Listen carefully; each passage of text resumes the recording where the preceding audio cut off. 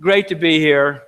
I told somebody, I think I know about 5% of the people that I see out there. Now, if you told me your last name and who your cousins and uncles and all that, we could probably up that percentage a little bit. I've learned never to talk about anybody in Athens because somebody's related to somebody.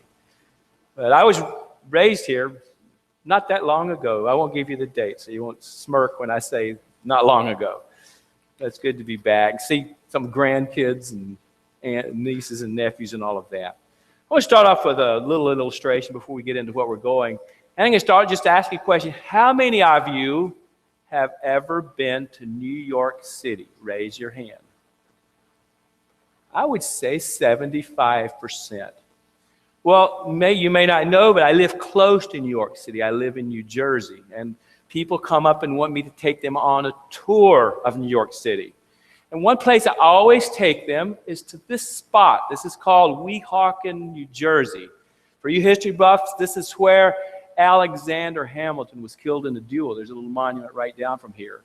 It's a very spectacular view, as you can see, of the main part of Manhattan Island. I took, probably 7 or 8 years ago, a number of young people to this spot to give them a little bit of a tour. And as they were sitting there looking at the skyscrapers, they were oohing and ahhing. It's a little more impressive in person than it is on that picture. And some of them began to talk. What would you see from this perspective in 100 years? And some of them begin to think, well, I think that in 100 years, we're going to see a wall of 100-foot skyscrapers and bigger than that. Well, others were saying they would see this and, flying saucers flying in and all of that in 100 years. But there was one young man who was very quiet as the rest of them were talking. And finally said, well, you haven't said anything. What do you think you're going to see here in 100 years? And he said, I think that within 100 years, what you're going to see from this spot is a bunch of rubble and a bunch of ruin. This wasn't too long after 9/11. And you know what he was thinking. It would just take one atomic bomb strategically located in the middle of all those buildings just to tear all of that down. And kind of scared us to think about that fact a little bit.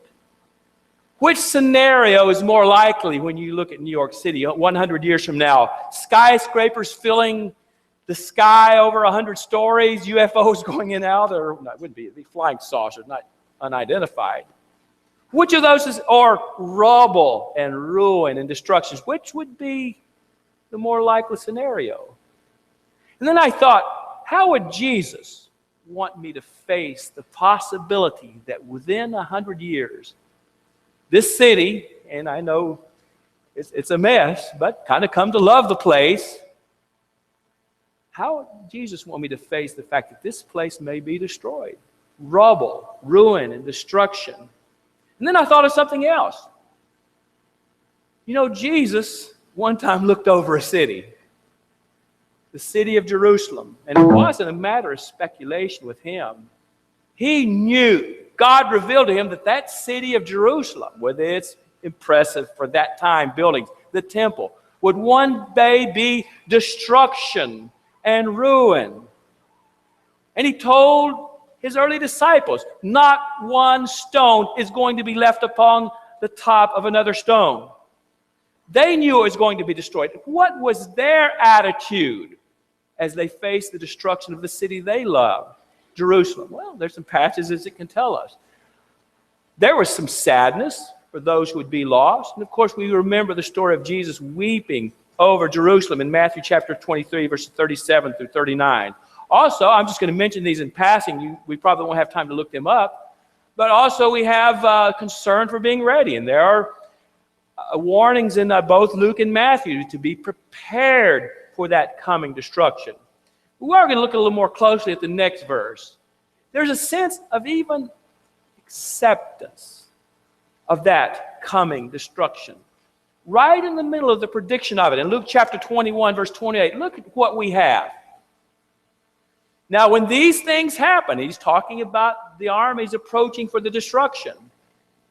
Look up and lift up your heads because your redemption draws near. Destruction of Jerusalem, a time of redemption, a time to look up and lift up your heads.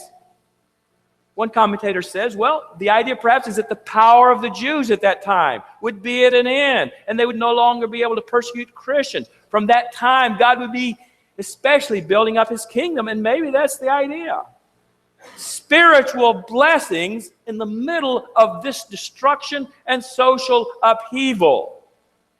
And how can they look upon that coming destruction with such acceptance and even look upon it with deliverance? I think the answer to that question is very simple. The fact of the matter is that early Christians could be accepting of that coming destruction because they were of another world. If you want to put it another way, they were otherworldly. You ever heard that expression before? I think the first time I ever heard that expression, otherworldly, was in all places an art class. It was humanities, but we were studying art. And the point was made that art before the Renaissance was otherworldly, kind of like that. This is art from about a picture from about 1200 or something like that. You see all the little cherubims with the little halos, and everybody's got halos looking up. That's otherworldly art. But then when you come to the Renaissance, you still have Bible themes, but if you look at them very closely, for example, this picture of the Last Supper, these are the 12 apostles. If you look closer, you're going to find some residents of Florence, Italy in there, and some of the friends of the artist. What's happening? Yes, you still have some other themes, but it's starting to become a more worldly perspective as far as art is concerned. And don't have to tell you what's happened to art lately. But this term, otherworldly, is also used in reference to religious groups. There are a few religious groups that could still be described as otherworldly. The Mennonites, the Amish. I mentioned, how many of you ever been to New York? I could ask however many of you have been to Lancaster, Pennsylvania, and see just the complete shunning. I think it becomes almost more traditional sometimes than anything else. But if anything to do with this world, the end guy's got the best buggy or whatever in the horse. But other worldly religions, but most religions are definitely this worldly, focused upon this world. Well, now a question, and before, as I ask it, you're going to know the answer. What about early Christians in the first century? This worldly or otherworldly? You know the answer. They were otherworldly. Philippians 3:20, our citizenship is in heaven. That's where we're from. We're going to go a little quickly. We're going to have time for more of them, a little more. 1 Peter chapter 2, verse 11. Beloved, I beg you as sojourners and pilgrims, abstain from fleshly lust which war against the soul. Notice that phrase?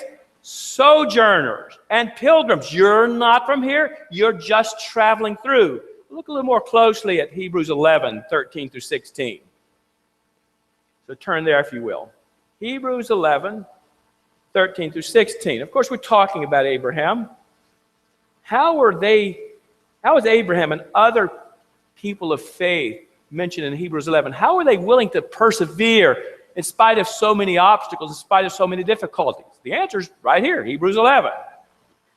These all died in faith, not having received the promises, but having seen them afar off, were assured of them, embraced them, and confessed that they were strangers and pilgrims on the earth. There's that otherworldly phrase. For those who say such things those that seek such things declare plainly that they seek a homeland. And truly, if they'd called to mind that country from which they'd come out, they would have had the opportunity to return. But now they desire a better, that is a heavenly country. Therefore, God is not ashamed to be called their God, for he has prepared a city for them. You notice all that otherworldly flavor. They're not in their country.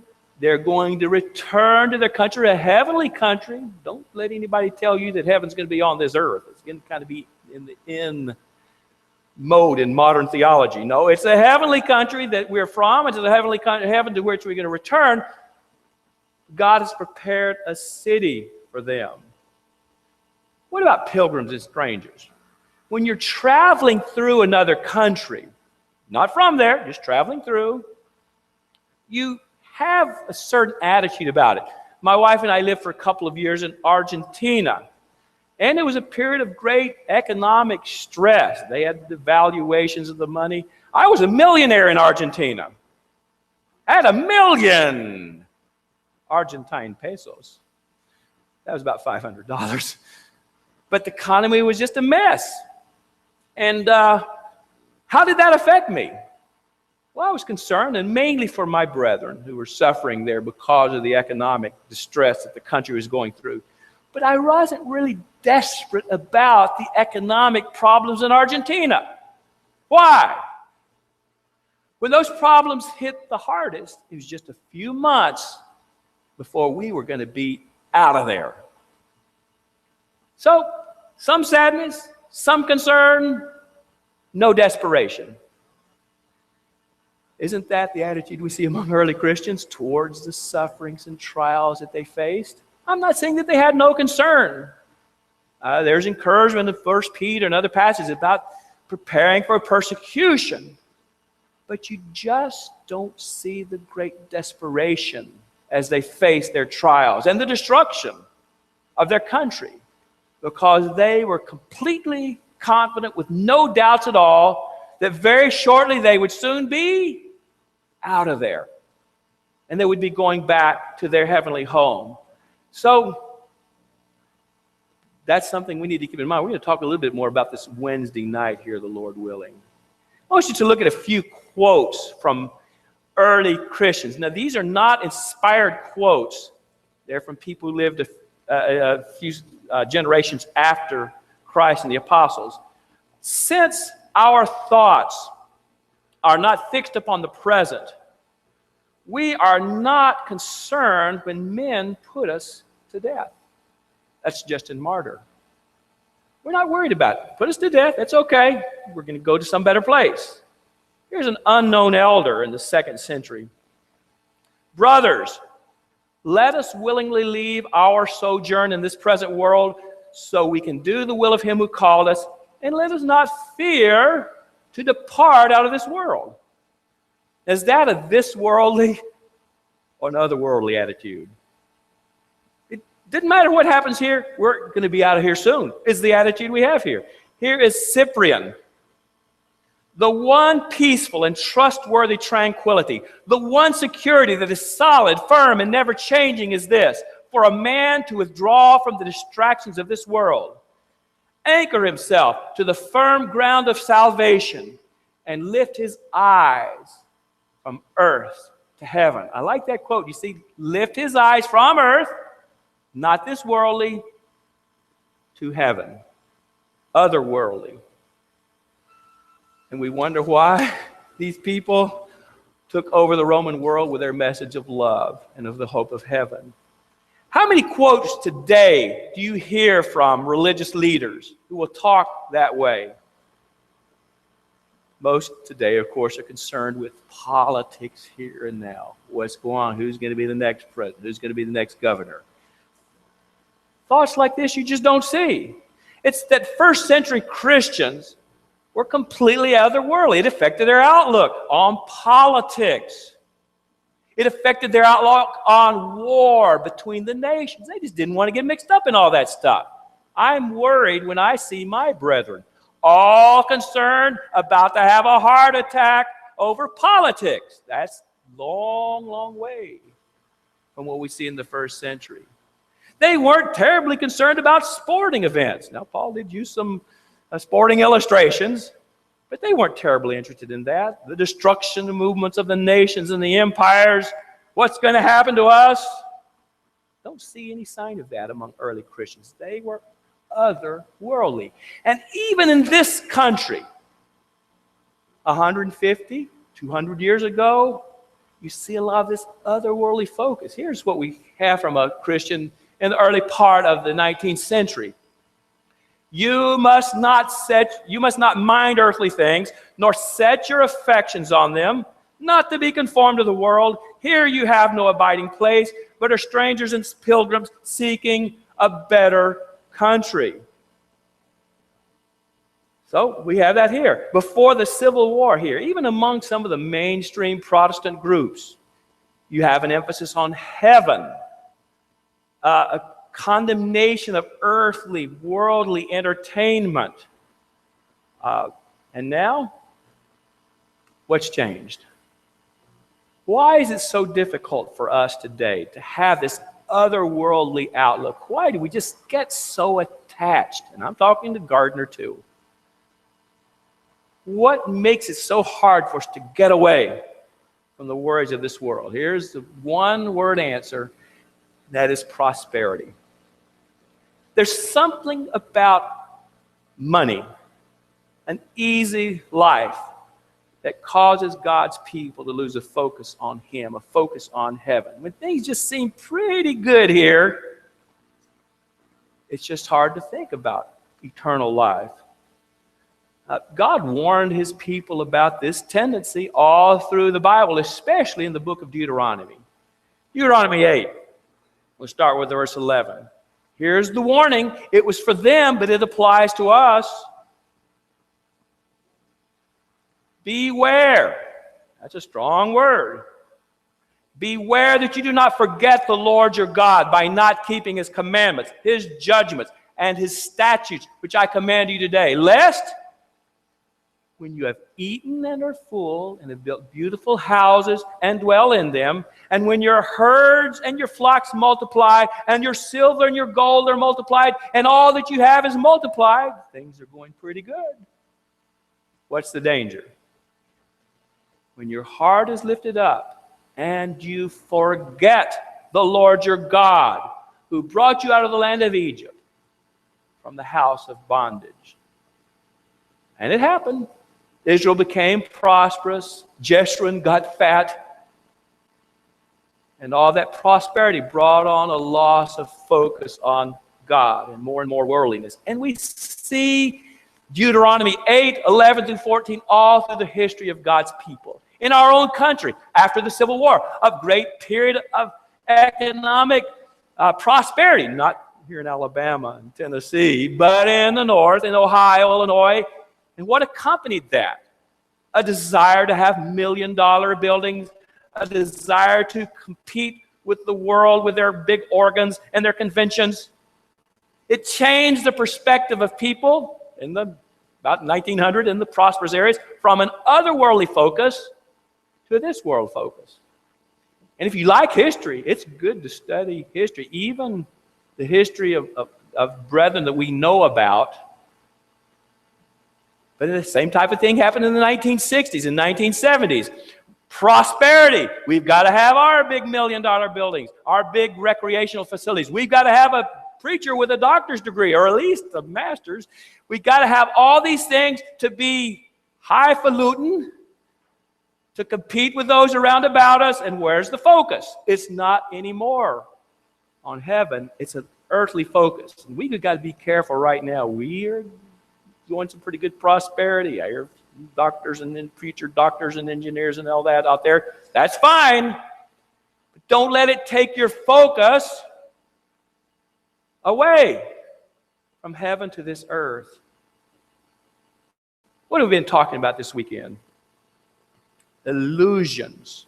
What have our topics been?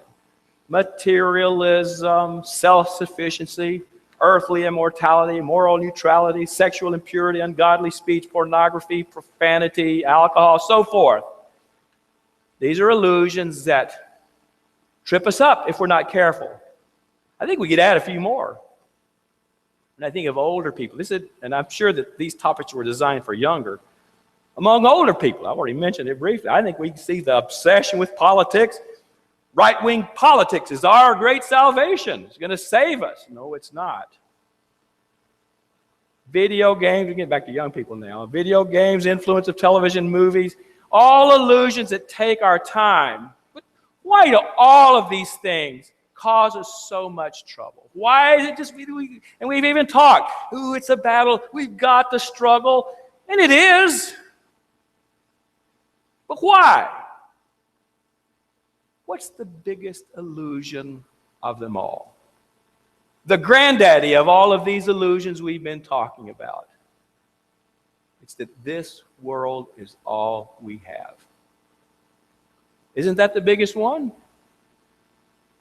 And because we think this world is all we have, all these other illusions begin to pull us away from the Lord. We identify too much with the world. It becomes too much a part of our lives. Now we know in our minds, especially most of you have been raised with Christian parents, that really this little second in eternity is all that we have. And we know we need to think spiritually, to think of heaven, but we're so oriented to what is tangible, to what we can see and feel and touch.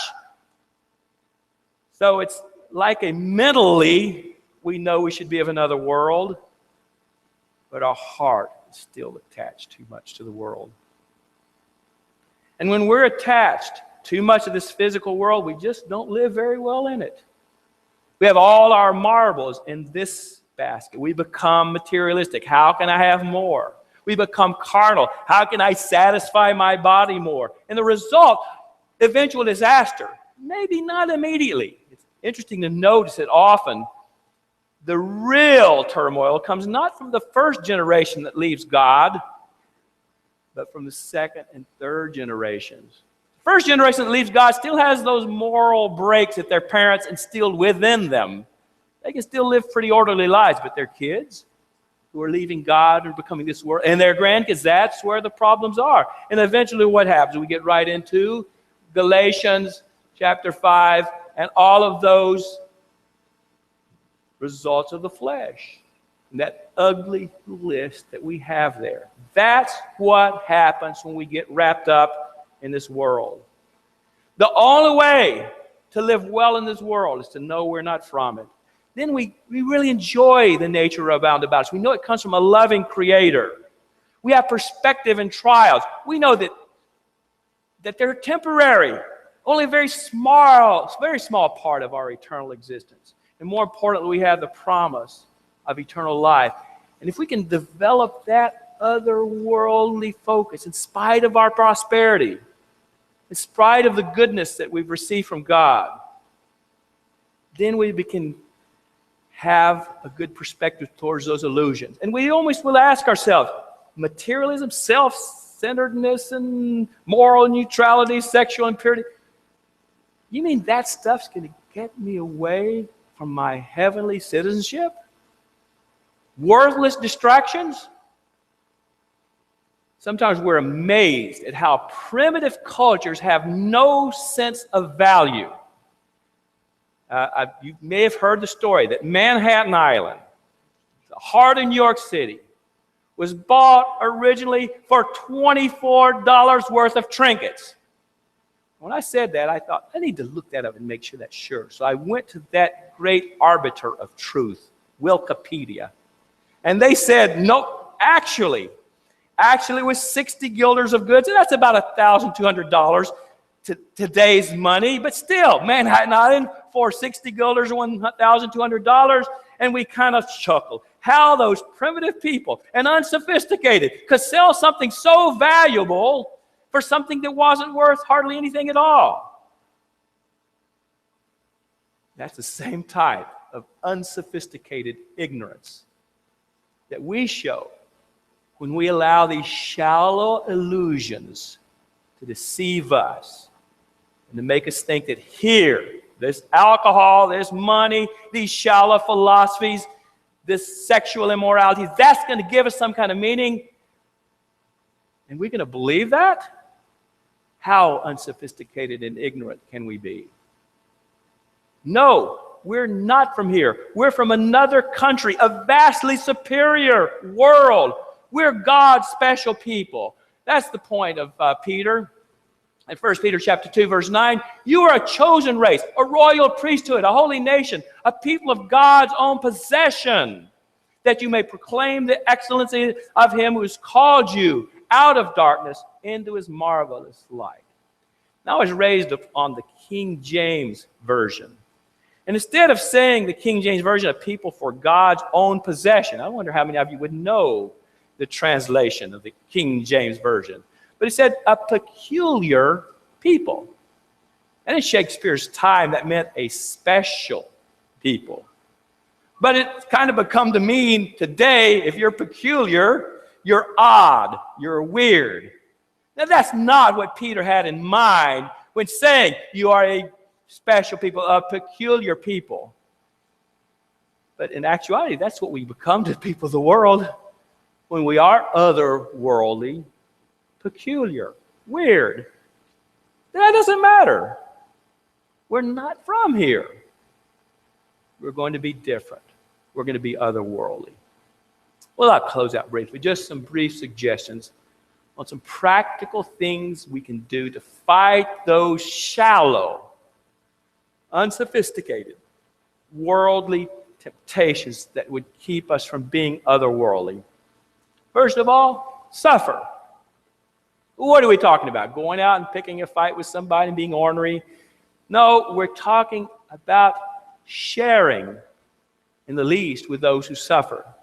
There may be a time when we are persecuted. I think you can see the currents where if you teach the Word of God, especially regarding some of the politically correct issues, we may have to start, first of all, probably losing our tax exemptions, eventually maybe even going to jail or paying fines for not going with what the government tells us to do. But that's not what I'm talking about. Or even now, we suffer when we share with others who suffer, with those in the hospital. We've got young people here all over the place. But I know this congregation for a fact has a lot of elderly members who suffer.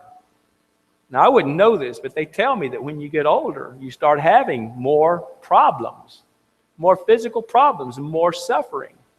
And that's where you can share. And I think a good project for young Christians is to just watch out for those elderly people in the congregations and to think of ways they can show them love and go and pray with them as they suffer.